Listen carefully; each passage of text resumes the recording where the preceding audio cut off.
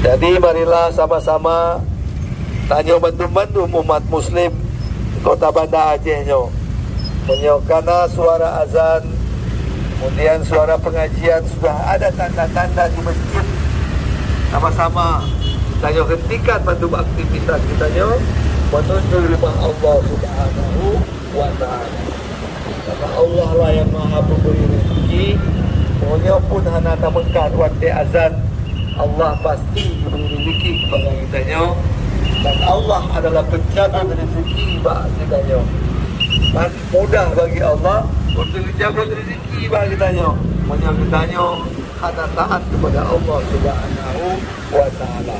Oleh karenanya, aku imbau kepada ibu-ibu, bapak-bapak, pemilik toko dan kios, apabila sudah ada suara azan,